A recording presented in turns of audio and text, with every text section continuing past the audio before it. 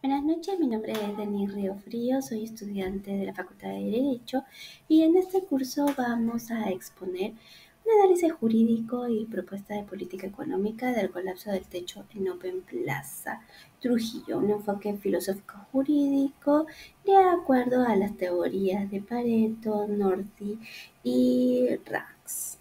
Bien, hablemos un poco del contexto de este hecho. El colapso del techo del Open Plaza de Trujillo, ¿no? En este mes de febrero de este año. Este colapso nos obliga a reflexionar sobre la seguridad de las infraestructuras comerciales en el Perú. Este evento, que dejó múltiples heridos y 8 muertos y daños materiales, ha generado cuestionamientos sobre la eficacia o eficiencia de la regulación de construcciones comerciales y la responsabilidad de los administradores del establecimiento como de las autoridades de supervisión. Administradores de establecimiento, porque tal vez no han seguido los mantenimientos adecuados, y de las autoridades de supervisión, porque no hicieron el trabajo de supervisión de manera correcta, en el cual podrían confirmar debidamente que las normas de construcción fueron aplicadas de manera correcta. Bien, el óptimo de Pareto es la eficiencia en la seguridad estructural. En la teoría, ¿no?, de Pareto, desarrollada por Frau Pareto en su Manual of Political Economy, sostiene que una asignación de recursos no es eficiente si no es posible mejorar la situación de una persona sin empeorar a la otra.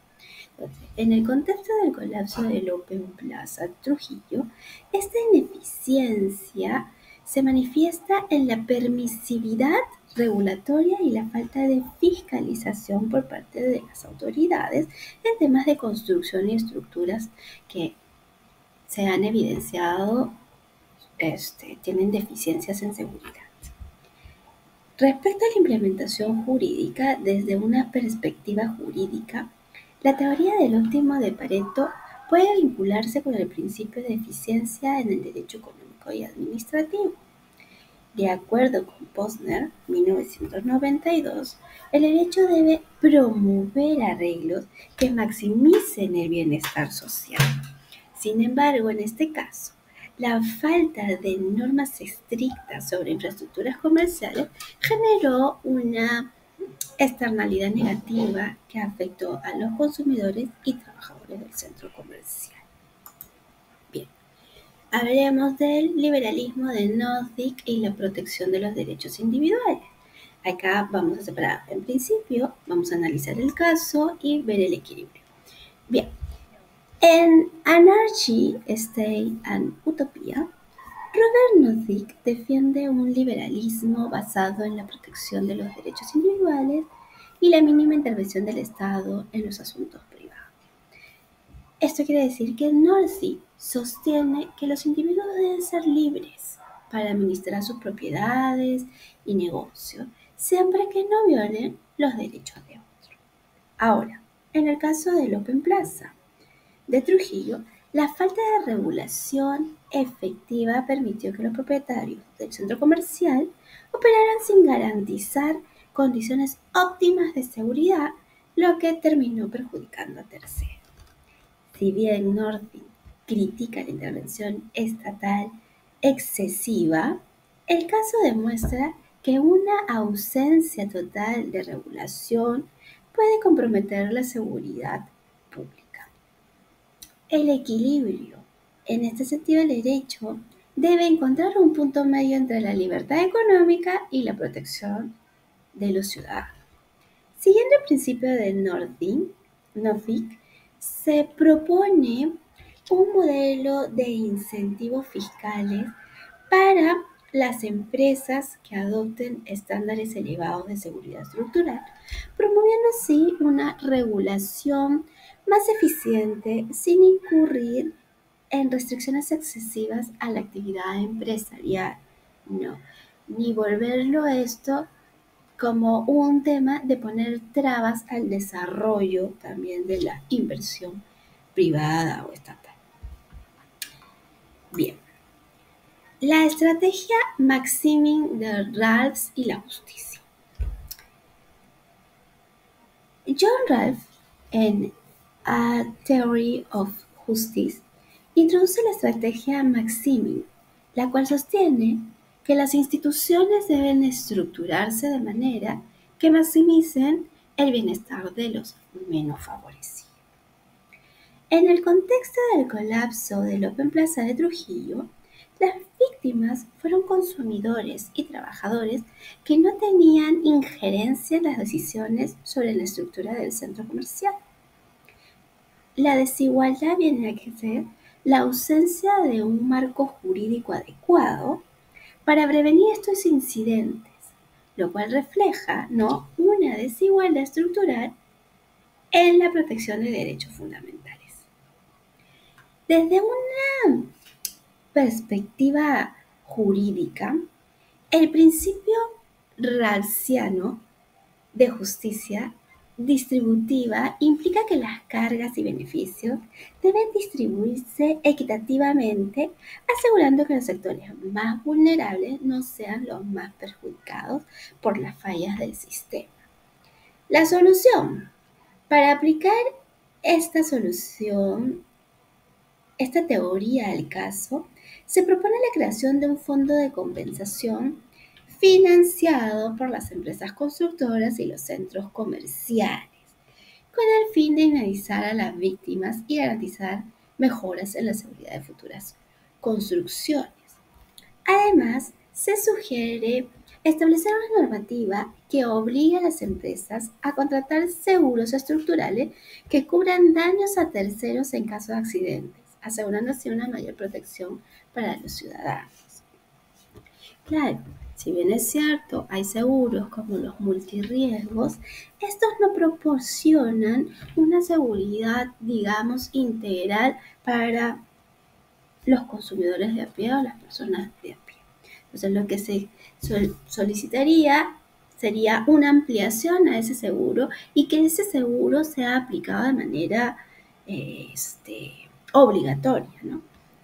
Ayer o antes de ayer estuve viendo las noticias y con el defensor del pueblo. El defensor del pueblo indicaba que en ningún momento el Open Plaza había activado algún seguro para los heridos o para las personas que tuvieron familiares que fallecieron. Y eso era totalmente alarmante, porque estos señores tuvieron que pagar los gastos, no tanto de sepelios como de atenciones, por su propia cuenta. Las normativas más estrictas para la seguridad en infraestructuras comerciales podríamos proponer la ley de infraestructura segura, ¿no? La promulgación de una ley de infraestructura segura es una medida urgente para establecer criterios claros y exigentes en el diseño, construcción y mantenimiento de edificaciones comerciales. Dicha legislación debe exigir la realización de inspecciones estructurales semestrales, lo que permitirá detectar fallas de tiempo y evitar daños irreparables. Claro, como decía, si bien es cierto, nosotros tenemos unas normas de construcción, estas normas de construcción a la vez de repente tienen que ser reevaluadas y redefinidas para que las autoridades, con el tiempo necesario y con un protocolo de fiscalización adecuada, puedan revisar que las construcciones, no solamente comerciales, sino de vivienda, sean las adecuadas y estén dentro de la norma. Considerando que somos un país sísmico, esperemos que las construcciones que en este momento están todavía con bastante auge en el mercado, estén siendo debidamente revisadas por las autoridades competentes antes de darle una conformidad de obra, ¿no? La evaluación del cemento, de la fortificación de la estructura es importante y esto lo tienen que hacer durante el proceso de construcción, Una construcción puede demorar entre 18 a 22 meses. Debe haber todo un protocolo para hacer las revisiones adecuadas y respectivas. Por lo que pasamos al segundo normativa, que sería el Registro Nacional de Edificaciones Seguras. La creación de un Registro Nacional de Edificaciones Seguras contribuiría a mejorar la fiscalización y transparencia en el sector. Este registro obligaría a las empresas constructoras a acreditar su cumplimiento con las normas establecidas antes de poder operar, promoviendo así una cultura de prevención y responsabilidad, porque sabemos que las conformidades de obra prácticamente se dan ya al culminar el proceso, ¿no? Y la gran mayoría de municipios te dan esa conformidad si tienes los documentos debidamente presentados y que tu infraestructura se vea bonita. Con lo cual está faltando lo principal, que ha sido la evaluación transversal durante todo el proceso de construcción. Entonces, ¿qué es lo que solicitamos? Sanciones severas para garantizar el cumplimiento de la normativa. Es imprescindible establecer sanciones severas a las empresas que incumplan los requisitos de seguridad, ya sea por negligencia o por omisión de responsabilidad. ¿Y cómo se puede verificar eso? En el proceso, no al final del proceso, porque al final del proceso no tienen cómo verificar que el proceso de construcción haya sido de manera adecuada. Con lo cual es bastante preocupante en todas estas edificaciones que se han dado comercialmente y para edificios multifamiliares. ¿No? Bien, ¿cuáles serían nuestras recomendaciones? Podríamos solicitar una creación de un fondo de compensación para víctimas de incidentes por negligencia estructural, más que todo para un tema de tranquilidad de la familia, ¿no? De un soporte, porque digamos que la tragedia, la pérdida de un familiar o dejar discapacitado a alguien resulta bastante complejo y doloroso. El problema serían los incidentes relacionados con la negligencia en la construcción o mantenimientos de infraestructuras comerciales. Pueden tener consecuencias devastadoras para las personas afectadas. La ausencia de un sistema de respuesta rápida puede generar prejuicios adicionales, ya que las personas afectadas muchas veces se enfrentan dificultades económicas derivadas a los daños sufridos, ya sean físicas, materiales o psicológicamente. Claro, ¿no? La demora en actuar 6 horas para poder sacar de los escombros al personal porque no tenían un protocolo de evacuación para estos casos. Una niña, bueno, relativamente de niña, falleció desangrada a 6 horas, le había caído la viga. Entonces es algo que se tiene que tener como protocolo para estos casos. Estamos hablando de un colapso. No podemos saber qué hubiera pasado si fuera un terremoto de magnitudes bastante altas, como en el sur de, de Tacna, ¿no? Como ha pasado en Chile, con terremotos de hasta 9 grados y sus infraestructuras han respondido bien. Esperemos que eso también nos pase a nosotros, pero si no ha habido una correcta revisión o fiscalización, va a ser bastante complicado. ¿Cuál sería la solución? Se propone la creación de un Fondo Nacional de Responsabilidad Estructural, una iniciativa que busca establecer un respaldo financiero para indemnizaciones de las víctimas. Este fondo estaría financiado mediante aportes obligatorios de las empresas constructoras y operadoras de centros comerciales, asegurando que los recursos provenientes directamente de los responsables de garantizar la seguridad estructural de los establecimientos.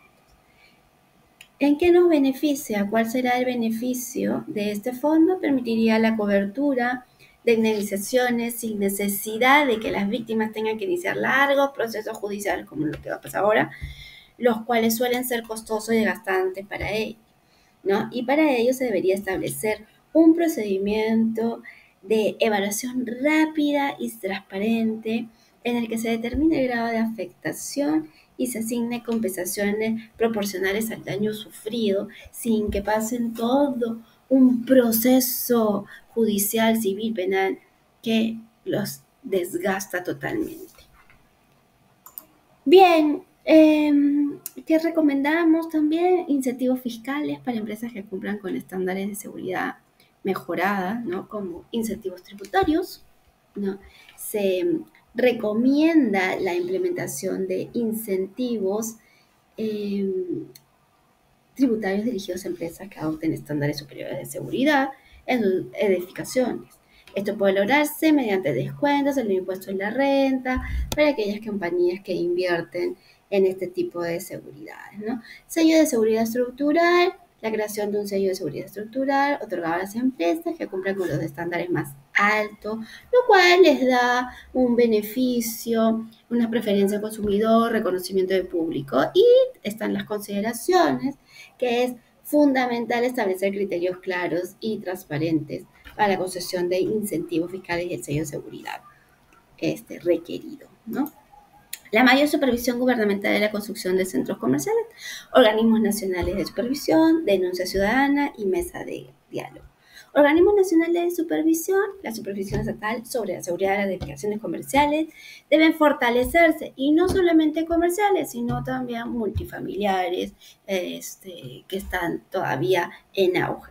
Denuncia ciudadana. Los ciudadanos debemos denunciar, se deben implementar mecanismos de denuncia ciudadana anónimas para reportar irregularidades estructurales, o no anónimas, sino la información que se da en Indecopi que sea también más transparente. Y una mesa de diálogo. Se sugiere la creación de una mesa de diálogo del sector privado y el sector del Estado para que el sector privado pueda cumplir de manera eficiente las directrices del Estado y el Estado no entorpezca el desarrollo de una construcción, de una buena construcción que cumple con las normas, ¿no?